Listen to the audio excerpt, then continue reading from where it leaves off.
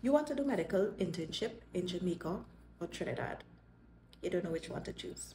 Well, grab a coffee, a water, or a juice and come mind your business as we get into this video today. Hey guys, welcome back to the channel. For those of you guys who don't know, my name is Josanne. I'm a medical doctor who trained in Jamaica and worked for a while, and now I'm back here in Trinidad and Tobago.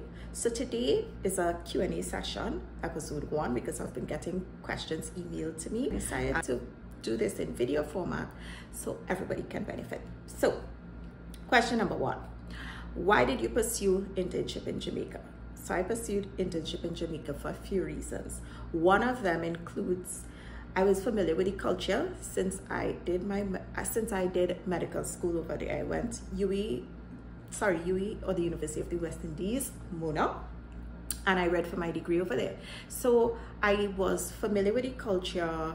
I lived there for previous 5 years, so I knew what to expect from the country that I resided in. 2, I was familiar with the healthcare system. So I did a lot of my rotations at Kingston Public Hospital, which is where I end up doing my internship. And I was more familiar with the healthcare system there compared to Trinidad at the time. And I decided to go there. 3, I knew the hospital that I wanted to work in, which was Kingston Public Hospital. As I said before, because I did most of my medical rotations there, and being familiar with an institution really brings some level of, I would say, rapidity, and you have basically less to learn. When you're in a new environment, you're trying to learn the environment and you're trying to navigate the new work, which is a bit more difficult and tedious. The 4th reason I decided to pursue internship in Jamaica was to experience being a doctor in a different country with limited resources. Jamaica has very limited resources at Kingston Public Hospital. But, I'm just looking at my notes here, but with that limited resources, oh my gosh, you learn to be so creative in your approach to managing a patient, and you learn to do so adequately with the resources that you have. I see a lot of patients be treated so much better at this institution, which had such limited resources compared to other institutions, right?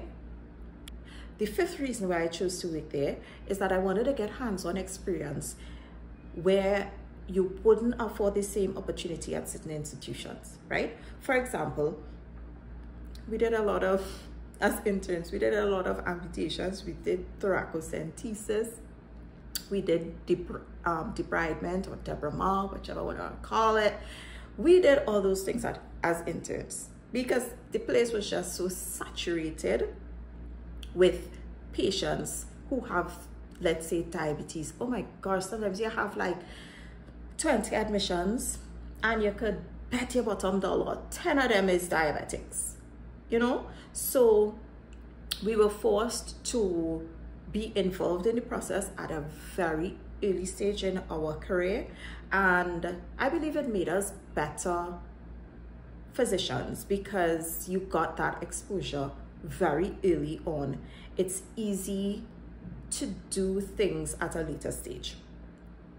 The 2nd question I'll be addressing today is, as an IMG, so this is a question I was asked, as an IMG, would it be easier to choose internship in Jamaica or Trinidad? That depends on many, many things. So my answer would include, 1, are you familiar with either culture in which you choose to undertake medical internship in? Because it is terribly hard to be in a culture that you're not used to, you don't know anything about, to go and work there. I'm not saying it's impossible, but it is very hard. 2, are you familiar with the country's healthcare system? Do you know what it entails? Have you been there? Have you visited? Do you know what any of the institutions are like. Have you heard anything from friends who may have gone? You need to have some foreknowledge from friends or friends of friends, and you don't always base things on friends, but at least you will have some understanding of what the healthcare system is like. 3, do you know anybody in the country that you want to do internship in?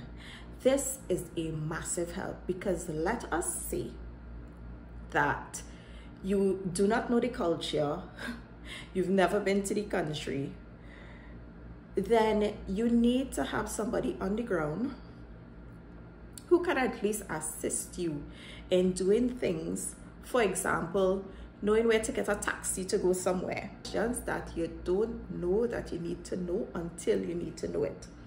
So having some sort of companion of a companion in the country actually helps. 4, are you an adaptable individual?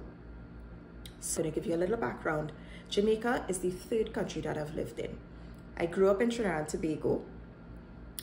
I migrated to England at the age of 17 and I spent 4 years there.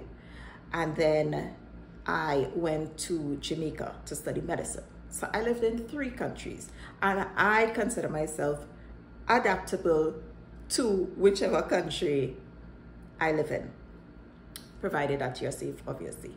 So with that adaptability, are you able to readily, and not over an extended period of time, are you able to readily adapt to a change in environment? Because the change is massive. You don't realize it until you're there, and you don't know how to take a taxi. You don't know how much a taxi costs. You don't know where to get a full-length mirror. You don't know where to go and get groceries.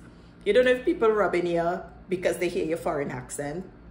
There are so many things. Are you the type of person who needs family members around constantly, or are you living on your own, or can you cope on your own even though you don't have your family members? That is how I am. I can cope on my own. Doesn't mean to say you don't need anybody, but for the majority of stuff, you could cope on your own. You still have to ask for advice. That's not what I'm saying, but you can make decisions, you can seek wisdom from others, seek counsel from others, and make the decision that benefits you the best, right? The 5th thing, which country are you coming from? Which country you are coming from greatly impacts, and how adaptable you are greatly impacts whether you can successfully cope in a country like Jamaica and Trinidad. I was excited. I love traveling. I love living in new places. It is very exciting for me. Are you the same way? Do you watch at each change as an adventure, as a mini adventure, learning how to function in an entirely different country, different than the place that you grew up? That is exciting to me. If you can do that, I would say then you could choose either one, Trinidad or Jamaica. I just like the challenge of being able to work in an institution which had limited resources, and it challenged me as a physician to be flexible, dynamic, creative in how I treat patients and how I manage their conditions. And also things you will have to consider is, for example, the language. Now I chose KPH, which is in Kingston. Working at KPH is not just so. You actually have to do rotations there in order to communicate with the patients. You cannot speak a lot of the patients proper English. No, you have to learn how to break it down. You have to learn how to speak with their twang. You have to understand what they mean, because some of these patients are saying that this is their stomach. This is their stomach. I say, oh, sir, where your stomach there? Up here. So these are the little nuances you have to realize when you come into a new culture, learning anything about the culture. Now, that being said, let's say you want to do internship in September and you come for a few months prior to that and you get yourself acclimatized to the new culture. That would save you a whole heap of pain and anxiety. And I'm saying that because when you're getting used to a new place, it takes a lot of mental effort. Internship is already a hard, and I think the most tedious part of your career. Yeah, we have residency, but forget that for now. Yeah, internship, I find it was the most tedious because you literally have to do everything. You literally have to do everything. You literally have to do everything. So, with these questions / answers in mind, you have to make that decision as to whether you are mentally capable of practicing in Jamaica or Trinidad. If you can afford to, take a trip out to either island and see which one you would enjoy, and then you have to know which hospital you would enjoy going to. Not all hospitals are created equal. Hospitals that are based more in country, the people tend to be nicer, the people tend to be more enjoyable. You get your good mornings, you get your hello doc, you get that. When you're in town, no matter what town you're in, oh my gosh, the ghetto-ness is turned up. So you have to be willing to do your research, understand which hospitals you may be comfortable with, understand the culture. If you're coming from a place that is considered first world or any part of the world, I would suggest you do yourself a solid, get some experience here.